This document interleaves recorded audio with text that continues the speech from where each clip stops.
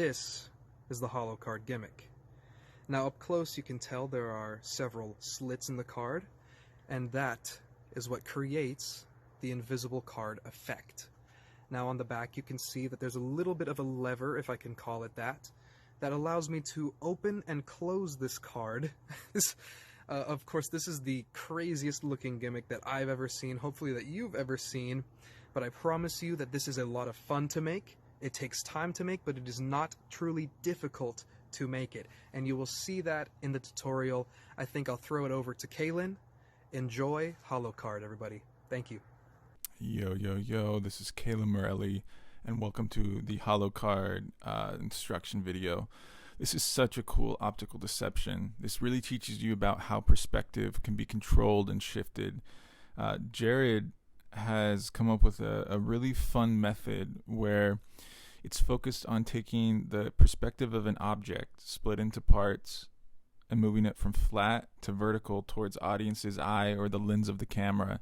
And when that's done in synchronicity in many small parts, it creates a really, really interesting illusion of invisibility. I know that you've seen it, but just the basic mechanical workings, just in case you're not following yet, is that all of these pieces are connected to the border of the card and to these two levers that move them all vertical in synchronicity. And when faced at the correct angle, you get the illusion, and wow, just looks great.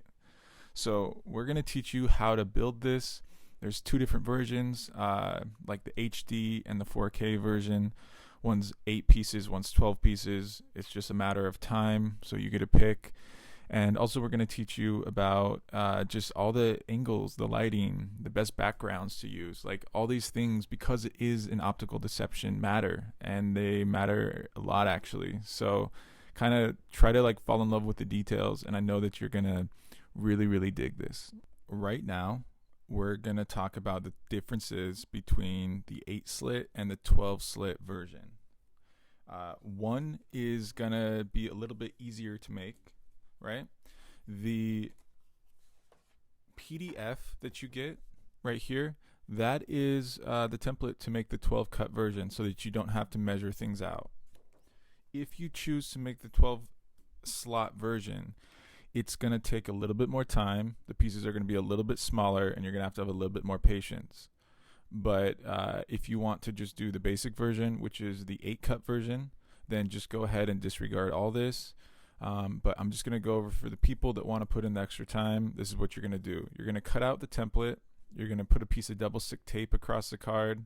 You're going to trim off the gray area on each side, so that you get rid of that, and then you're just going to cut down each line, and then you'll notice that you'll just have the pieces 1, 2, 3, 4, 5, 6, 7, 8, 9, 10, 11, 12, and that's going to just be like your puzzle pieces that you're going to put together, so that you don't have to measure anything. If you want to do this, just follow along with the same instructions as the 8 cut version, which is in the tutorial, but just do it with 12 pieces. So the method is the same, it's just the amount of pieces can vary. So I just wanted to go over that to make that really clear. And now these are the things that you're going to need for either version. These are just the basic materials. You're going to need some scissors.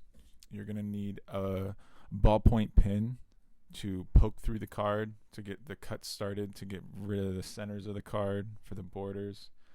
You're going to need some matte clear tape, some double stick tape, and also 6 to 7 playing cards, just a handful of playing cards. We recommend making the hollow card gimmick, the strips, out of a face card, because then you can kind of show flash the front of the gimmick if you so choose to. The only other thing is if you want to use glue to glue the borders together instead of double stick tape, that's an option, but that's just like a preference that some people have. So I'm going to teach it with double stick tape. So now that you know the items that you need, and you're aware that the process is the same whether you use the 8 or the 12 cut version, The only thing different is you're going to use a template for one, and you're just going to follow the instructions directly as is for the 8-cut version. Let's get into the build. Take a deep breath. It's a lot to look at all at once, but I promise you that you can do this. You're going to start with taking just a normal ballpoint pen and punching a hole inside the center of the card so that you can start the cut. Just be careful. Also with the scissors, obviously be careful. You're going to cut out the center of the card, only leaving the white border. Try to do that well and with precision. Now you're going to cut off each side of the border of a new card. Also, try to take into account precision. Now you're going to half the card, and then you're going to half each piece until you have 8 pieces. So it's just in half again, and then you take that half and you half it once more so that you will have 8 pieces. So I'm going to finish doing that with the entire card. There's a quarter of it, and we'll do it with the first half. We'll get 4 pieces. This does not have to be perfect. It just has to be as close as you can do, as to the best of your ability. So there's half again, half of that piece, and then we would half the last piece so that we have eyeballed the card into 8 pieces, and it's pretty easy. So now that you have that, we are now going to make the tape dispenser. Just take some tape, place it on another playing card, and doesn't have to be perfect, but we are going to cut through the tape and the playing card in a second.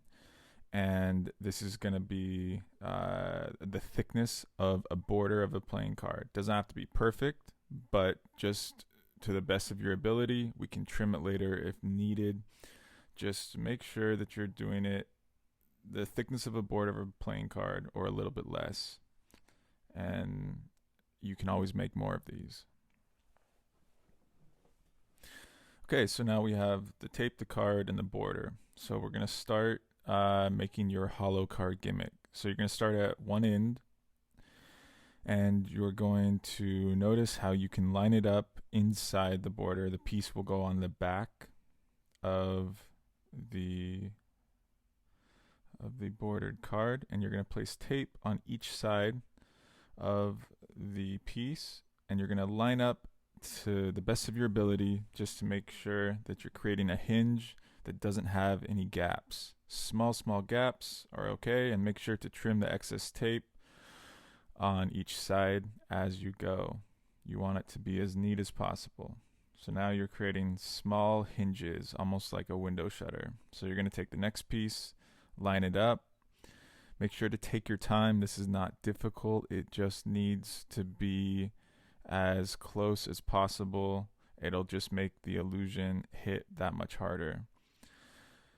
And as you're doing it with the tape, just remember that you can re-stick it, reposition it, and just take your time.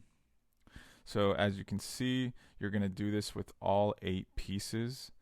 Now, you'll notice that all these pieces, as they go, just kind of fit right into place, and you just want to keep them as snug as possible. And as we get all the way to the 8th piece, in just a second, you notice the last piece you are going to do slightly different. You want to make sure that none of the tape is hindering the other pieces from moving.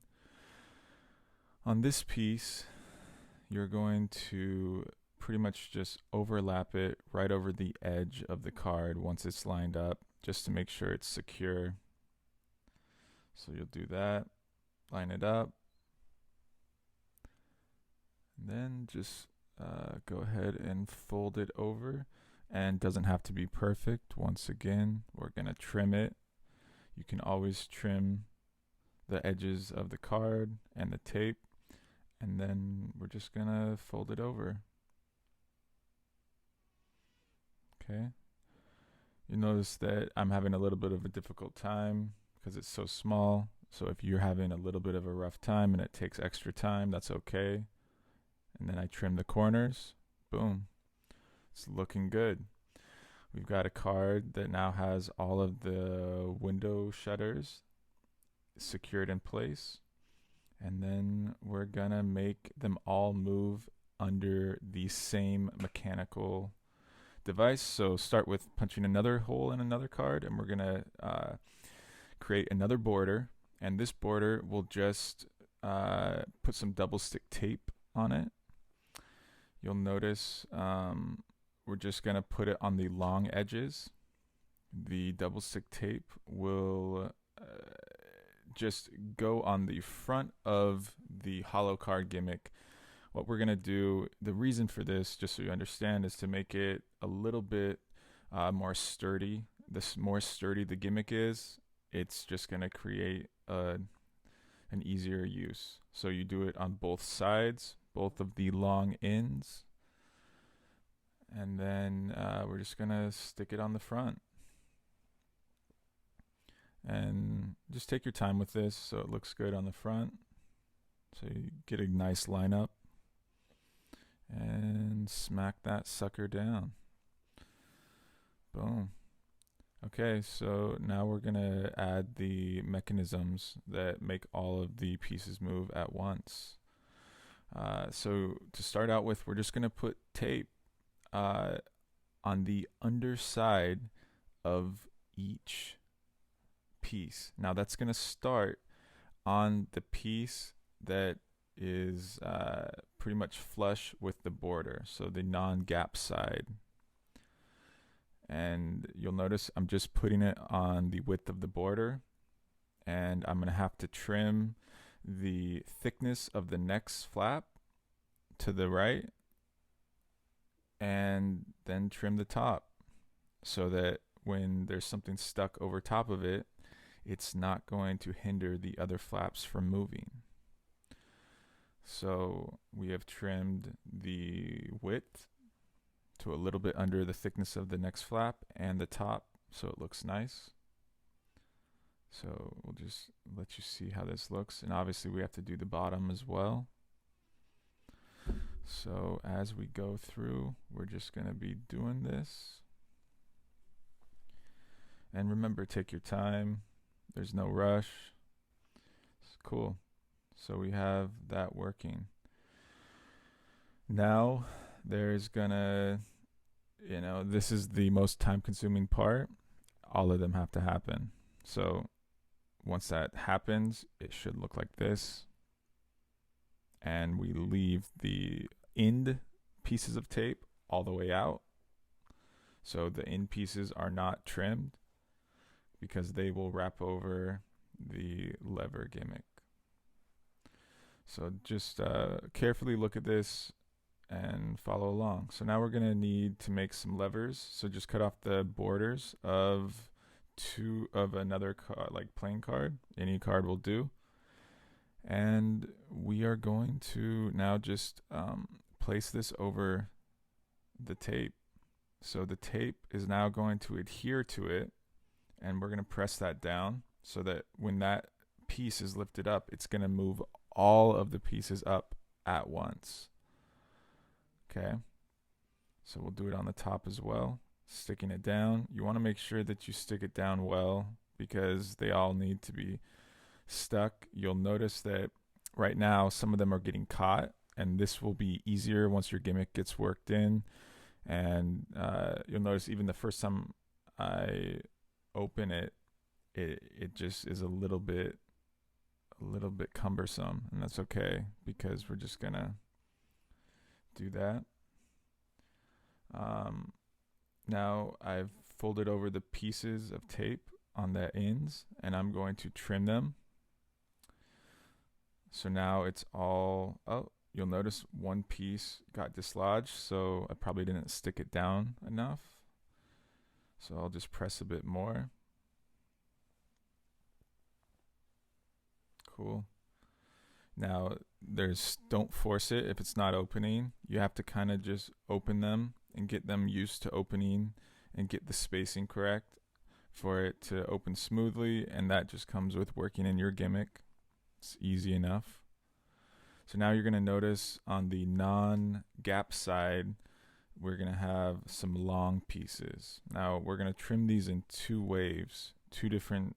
So we're going to start with just trimming them, and then we're going to trim them to as close as possible without cutting the tape or the card. We're going to trim them a bit more to just be flush with the first window shutter. So I'm going to go ahead and do that now, and I'm just going to take my time. Okay, I've done that so you can see clearly. And now we're going to place some tape over top of this flap just to secure it. So one piece goes at the top, and that will get trimmed off. Doesn't have to be perfect. And then also after this, we obviously are going to do the opposite side, and that will go there. Presses down. Whoops, gotta readjust it. Perfect. And then that gets trimmed as well. So essentially what you've done is you've created a window shutter with a playing card. All right, so you should now have successfully made your first gimmick. Now this I'm impressed with if you followed all the way through, because I know that for people that don't build a lot of arts and crafts, this may be a little overwhelming, but pat yourself on the back. You made it through. And to be honest, the more times that you make one, the better it will be. But I made about 3 before I felt like I actually understood how to make these. And, that's up to you, though. The only other thing right before we get into the activation is that you're going to have to hold it really lightly, because you don't want the cards bending and you don't want to ruin the gimmick. So if you want to add another border to the top to make it more sturdy, or if you want to add another card strip to the top or bottom lever just to make that a little bit more sturdy, do that as you need. Just be aware of how it visually looks, and if it looks too thick, don't go that far with that many layers. So the activation method is really, really simple. The first thing that you need to know is that you're going to leave the card slightly open, okay?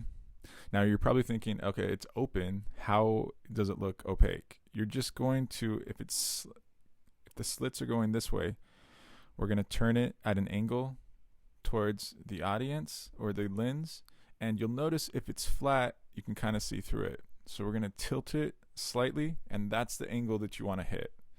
So we can see that it's slightly open.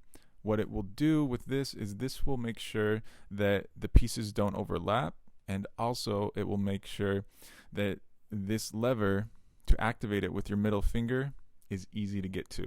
So you're going to hold it with your first finger and thumb, just like that. And then you're going to just learn to move it with your middle finger.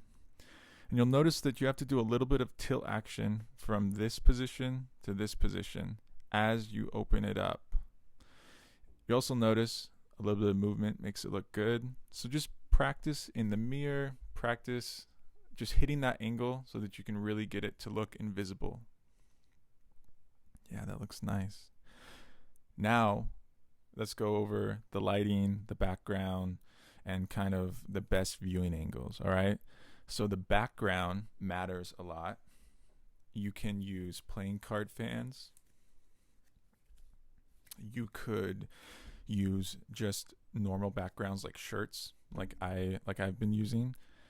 The key though is you want to use a lighter background, okay? So like a white or a gray with a little bit of a design. So keep those in mind as like the ideal, and just play with it. Like I'm sure that there's backgrounds and ways to camouflage these lines once it's open that that we just haven't come up with. So I'm sure that you can come up with some really cool ways. The goal though being is that you want these lines when they're open to be as invisible as possible. You don't want to see the lines.